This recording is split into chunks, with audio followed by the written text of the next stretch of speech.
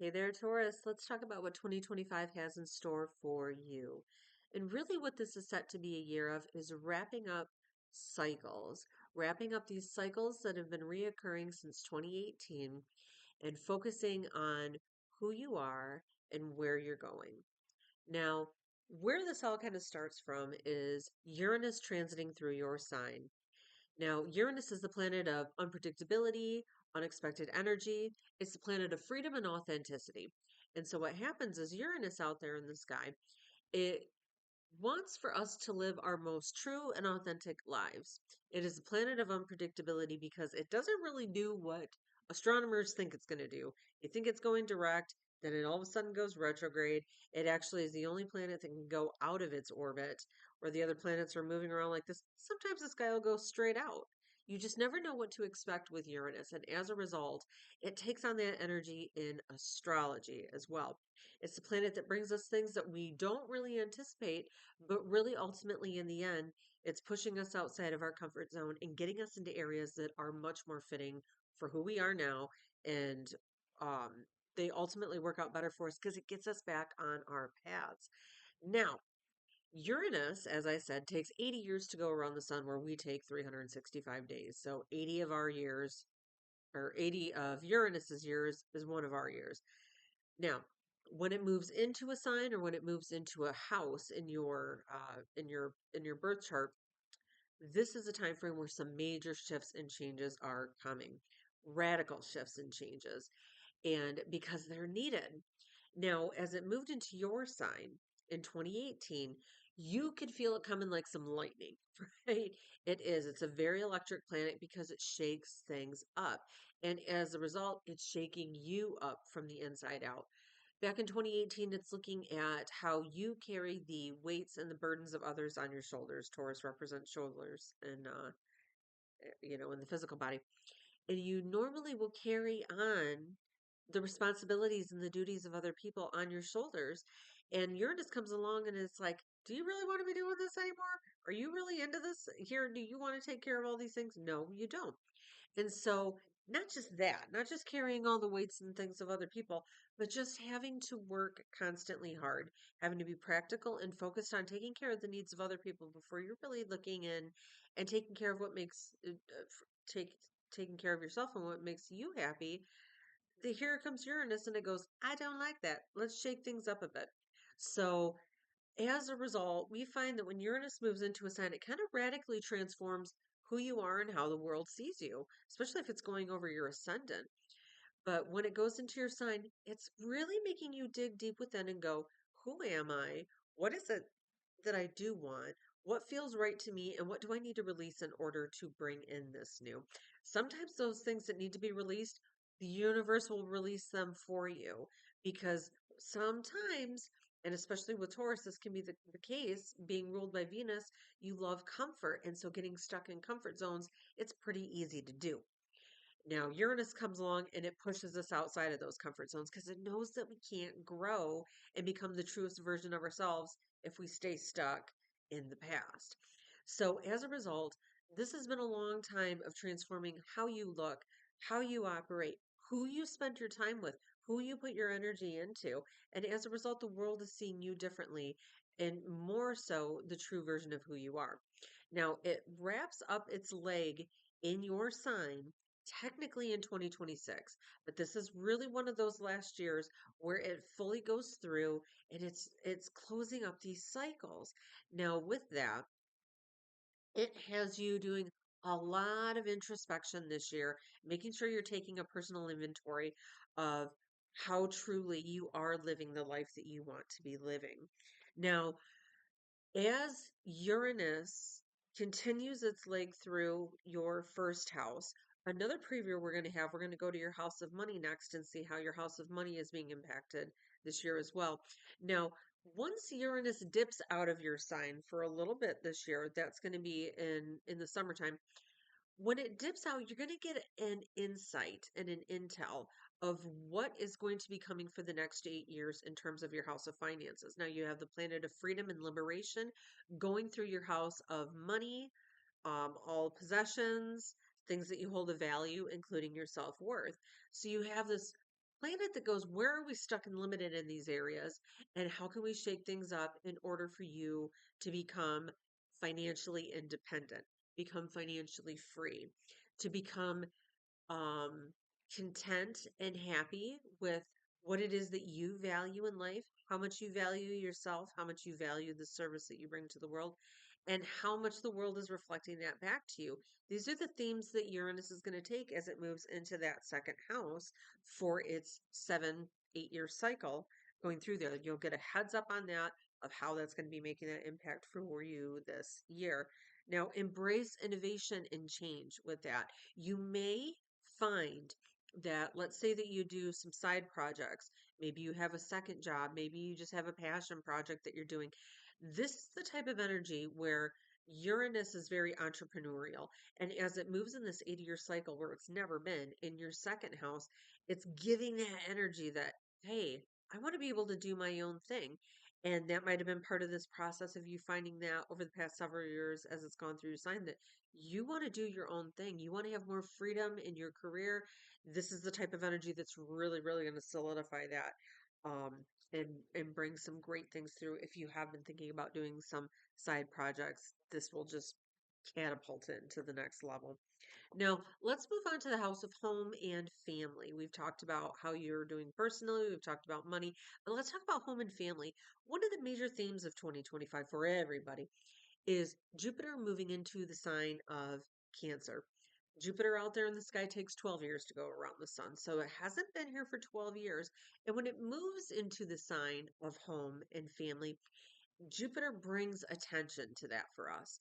It has us looking to who lives in our home, who is our family, who we consider family, our relationships with our family. It also has us looking to the back because to the past, because the fourth house also deals with that, our early childhood roots, our parents, just our early life. And so Jupiter has a way of kind of like Uranus pushing outside of our comfort zones and getting us to grow and to shift and to change. But in the process, it also heals existing issues.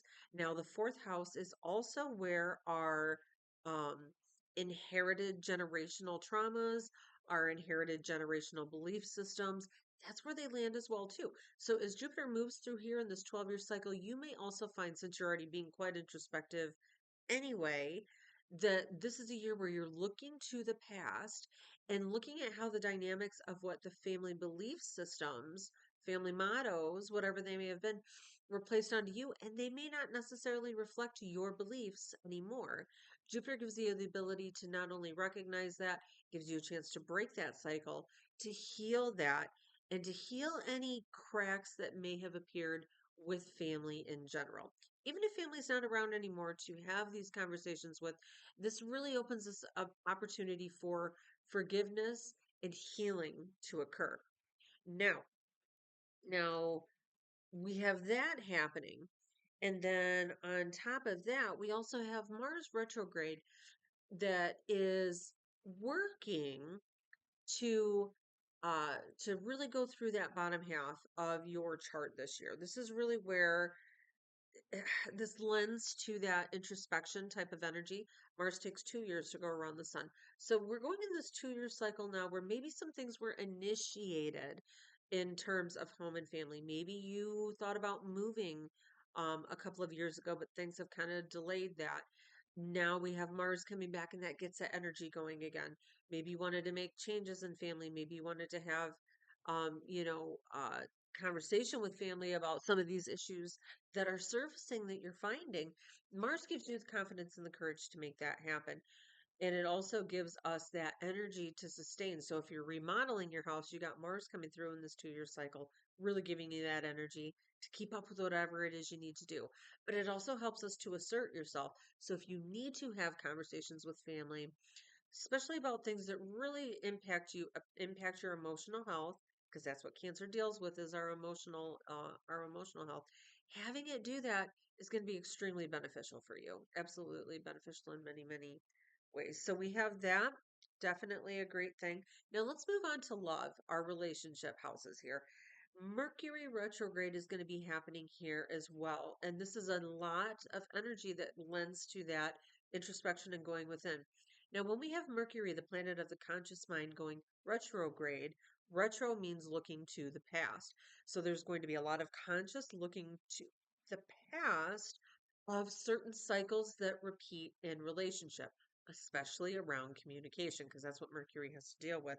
So you may be finding that, come November, when we have the Scorpio Mercury eclipses that are going on, this is when it's really going to be setting a tone in there for not only looking to the past, but rehashing some conversations that maybe had started beforehand, about maybe some shifts and changes that you wanted to see made in relationship. This is the opportunity to revisit those conversations, but also to heal and move forward for them with a new plan to keep those relationships balanced, right? Okay. Now, in the world of astrology, eclipses are the thing, right? That's what we look to every year to see where are these new beginnings coming, because that's what eclipses do. They look to see where there is some stagnated, stuck energy that isn't working and it's kind of blocking our energy from moving forward. And then it brings new things in if we're willing to release what needs to be released. So notoriously in the spring and then again in the fall every year when these eclipses occur, we really get, I always say they're like billboards from the universe that show us exactly what needs to shift and change in order for the new to happen. Now, where the houses these eclipses occur in, that's where the shift and change is going to be. Eclipses work in 10-year intervals, and this has not been in the sign of Virgo and Pisces for 10 years.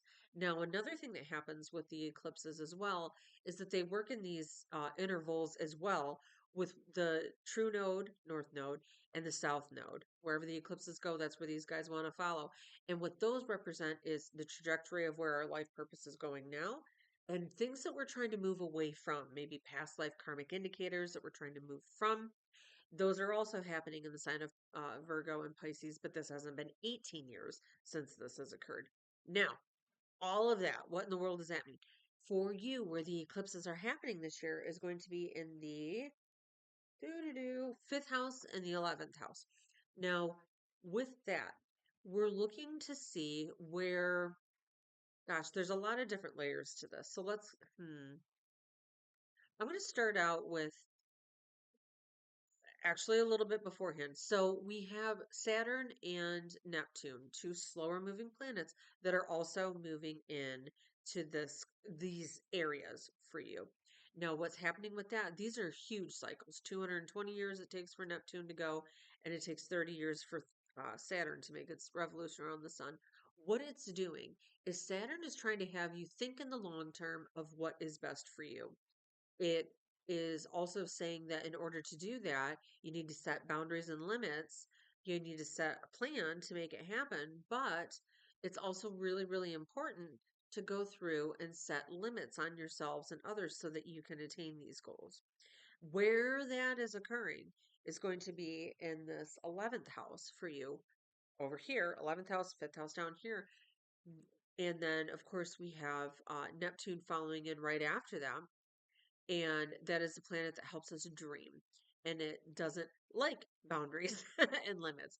And so where this is happening in this 11th house, that has to deal with friends, that has to deal with the organizations we surround ourselves with, the companies that we work for, the church that we go to, the groups that we belong to, all of these things. And so when we have the eclipses going through, especially when you have Saturn in there, Saturn is the planet of quality control, so it's asking you, who are the people that you surround yourself with, and are they providing value to you? Are they taking from your energy, or are they giving back? Are they helping you to move forward in whatever it is that your purpose is, or are they kind of holding you back? These are things where the questions are coming to the surface, but these eclipses also make it very well known. So now the eclipses that are going to be happening are March 14th, March 29th, um, September 7th, and September 21st. Definitely looking around those time frames to see what the universe might be showing you, because there may be new groups that can help propel you forward much, much better. And especially groups that are going to be more fitting for who you are now, because you're going through this process of reinvention anyway. These are people that are going to be a little bit more fitting for you and really help you move forward. Now, other side, that fifth house, That is the house of children. That's the house of happiness. Anything that just brings us joy. It's our creativity and our personal power. So we're looking for things that have surfaced maybe as Uranus has gone through your sign that show you blocks to you walking in your power, shining in your light, letting your light shine instead of holding it under a basket. Maybe some things are coming to the surface now where these eclipses are going to show you, is it outdated belief systems? Is it certain people? Is it fear? Whatever it is that's popping up, these eclipses are going to show what is preventing you from standing in your power. It's also going to show you maybe areas in life where you're lacking just having fun and being able to do things that really bring you joy. It is going to remind you of the things that do make you happy, especially if you're one of those Taurus that is now going through the phase of reinvention with Uranus hitting your sign now that it's leaving. It may be really doing a number on you, and you don't even remember what makes you happy. These eclipses are definitely going to help in terms of remembering those things. And then as Saturn and Neptune go through, it's going to be 2.5 years of Saturn moving through, and then it's going to be another 14 years of Neptune moving through this 11th house for you. The quality control of the people and the groups that you surround yourself with, and Saturn right behind it is going to be making sure that you are surrounding yourself with people that support you for the next 30 years. These are people that really, really have longevity in mind for you as well. Now, the problem with that is Neptune definitely likes to dissolve any type of boundaries that we set up. So maybe you're realizing that you do need to set boundaries and limits with friends. Just be careful in that time frame that you don't have Neptune working behind you to go, well, I guess I could just do this. And then you compromise on what your new limits are. That's not going to be good either. So just keep that in mind. But anyway, so remember we talked about Jupiter doing wonderful things, moving forward, helping to heal these things in families and things along those lines. Totally valid for you. But where Jupiter is actually going through your chart is in that third house of the conscious mind and communication. So I see that this is definitely going to be a year where, you know, communicating your needs, especially when it comes to family, are going to be really, really important. Jupiter moving through is going to have you really looking to how your communication style works and where you may need to push yourself outside of that comfort zone, push yourself outside of that fear. Remember those things that we talked about before, and really let your voice be heard. And when it's heard, it can magnify. So definitely learning, studying, diving into new things, taking seminars, taking classes, wrapping up classes that you've been taking, all of those things. Jupiter loves for us to grow and expand ourselves. So when you're in a house of conscious mind and learning and communication like that, it definitely can be a year where you are advancing your studies as well too. So that's definitely a wonderful thing. So now what we do is we are looking at moon cycles. We can work with the moon at any point in the month, really, to manifest what it is we need, let go of energy that we don't want anymore, come to realizations. We can utilize this anytime, right? But there's certain cycles astrologically that just are a little bit stronger if you put your energy into it. And for you, this is going to be your Taurus moons. When you want to manifest something, you're going to be doing it at a new moon.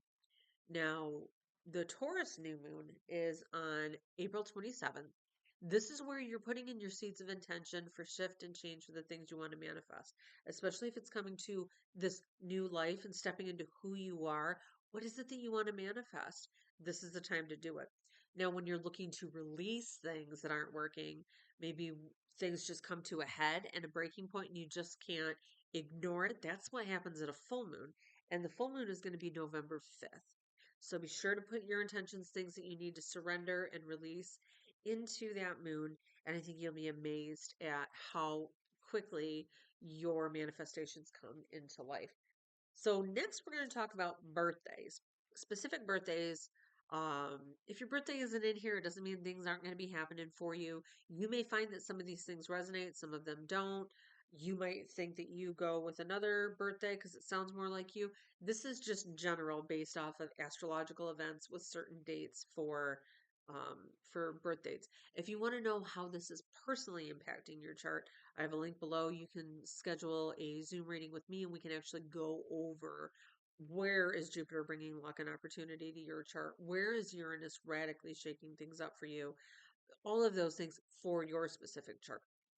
And another wonderful thing I made too, I also have a link below for my 2025 astrological planner where you can follow these moon cycles. You can see all the events that are happening.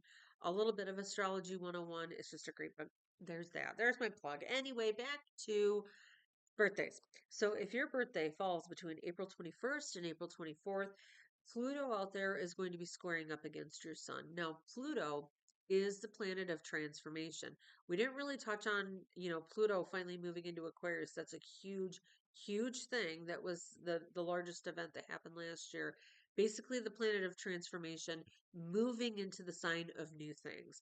So Pluto likes to do well, I was going to say destroy, but it takes down old systems that don't work anymore. And as it goes into Aquarius, it wants to rebuild them. And so for you, it's really sending that message. And then you've got Uranus on top of it, remember, that's already reinventing who you are. So this is definitely going to be a year with the going within, introspection. You epitomize this, right?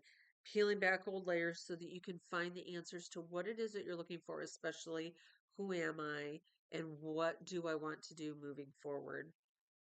That's definitely going to be you.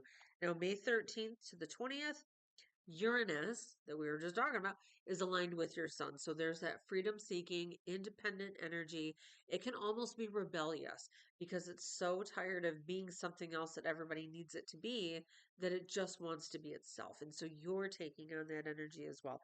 Embrace becoming this new version of yourself. Embracing it is exactly what Uranus is pushing you to do because then you'll be the authentic you. You'll be living an authentic life and so much happier as a result. These changes may shock people, it may upset people, especially like I said, if these are people that you've been carrying a long time, they're going to be really upset with your decision to kind of in their mind be selfish and focus on yourself, but you're not. You're really doing what's best. And ultimately they will see that as well too. So just stay true to you and you'll be amazed at what this year and 2026 are going to be bringing you. May 14th to the 20th, Saturn is making a really positive connection with your sun. This is the quality controlled planet, so you are the one that's probably going to be finding that this is a year where that friendship energy is coming up, the groups, all of those things. You're looking to see how much these people are putting quality into your life. And if they're not, there's going to be limits that need to be set. So definitely setting better boundaries is paramount to helping you to support you on your goals and your dreams and your aspirations moving forward. Now, Saturn also notoriously brings more responsibilities on us. So you might be finding that this is a year where you are taking on a new role, you're taking on new responsibilities, whatever it might be. As a result, you know, that's okay. I think you're ready to take that on because you're ready to let go of the old obligations. It's almost like you're just shifting your energy a bit, right? Like something has come up where you no longer are responsible for something. Maybe it's you promoted to work, so you don't have to worry about this job anymore. Your child's growing up, so you don't have to worry about putting your energy into after school activities, whatever.